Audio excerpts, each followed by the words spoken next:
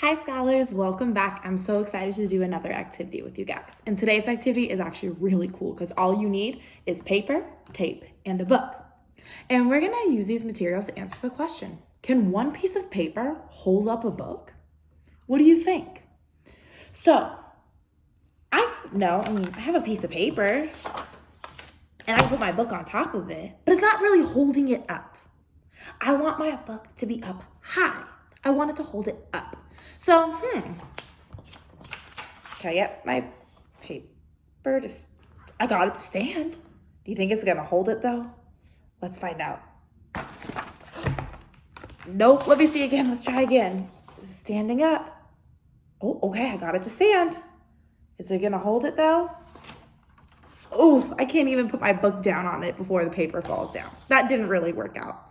So scholars, what do you think I need to do? What can I do with this piece of paper to get it to hold this book? And remember, I also can use some tape. I'm going to take 10 seconds to think. What are some ways that you can maybe help me out? Just think.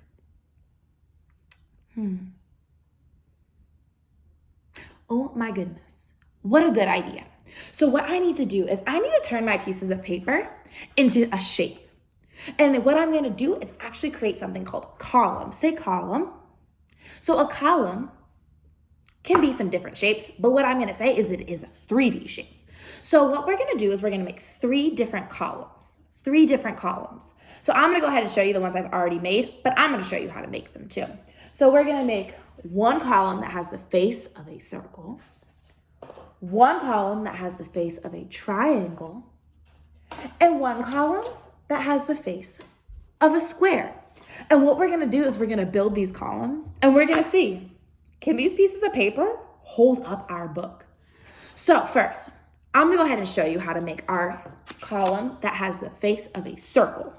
So what I'm gonna do is I have my one piece of paper and I'm just gonna kind of roll it up, but I'm gonna let it be a little big, okay? So I have it just like this, but we know it can't stick all by itself, so I'm gonna use some tape. Now, it might be a little hard to tape, so that's okay if you need to ask for some help. So I used two pieces of tape, and I went ahead and I have my first column. Now, the next one, the shape of a triangle. So what we're gonna do with our piece of paper is we're gonna fold it into thirds. It's gonna be 3 equal places. And what I always do is I go just like this. I fold them one on top of each other to make sure they're all nice and equal. And then I just press down.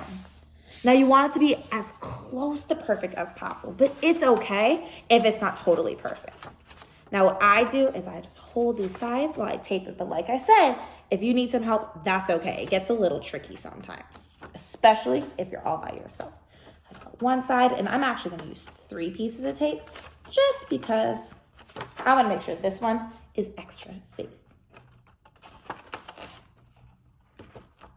Now, I made my second column. My last column, the face of it is going to be the shape of a square. Now we know a square has 4 sides, so I'm gonna need to make sure I fold this into 4s. The first thing I'm gonna do is fold my paper in half, and then I fold it in half again, but I fold it in half by doing it on the inside. So I'm gonna go just one side first. You'll see it's nice and in half. And then I'm gonna do the same thing to the other side.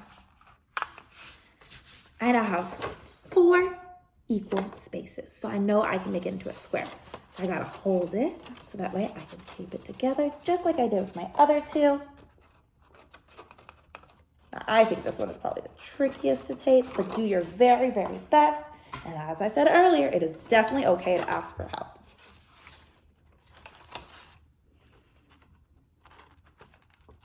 All right, there's 2. Remember, I'm just on this one, I'm doing 3 pieces just in case.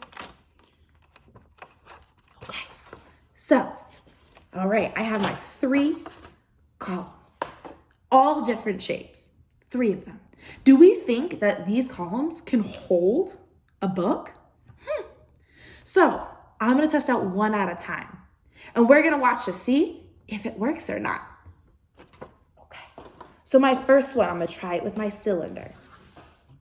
I have to make sure my book is as center as possible. Because if it's tilted like this, it's not going to do a very good job holding it. So I want to place it directly on top.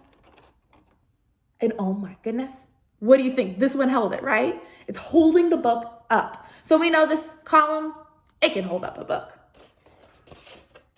All right, I'm gonna try my triangle next. Now I practiced this one before. It's really, really tricky to get it to hold. So I want you to make sure you're just trying carefully, carefully, carefully. Let's see.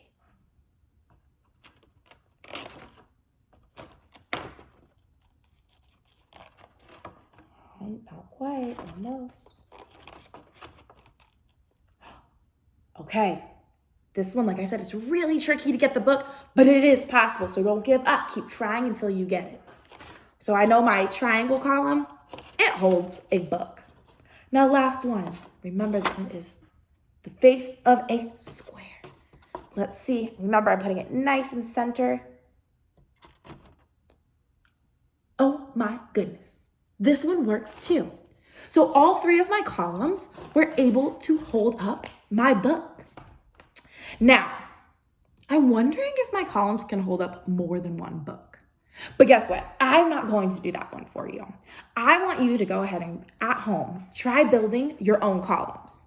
It can be the same exact ones as mine, or if you want to get creative and test out some other ones, that'd be pretty cool too.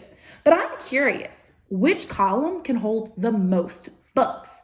Now, if you're like me and make the same shapes, do you think it would be the column with the face of a square, the column with the shape of a triangle, or the column with the face of a circle? So which one of these columns do you think you could stack the most books on? And you have to do it very carefully, just like I was doing, one on top of the other.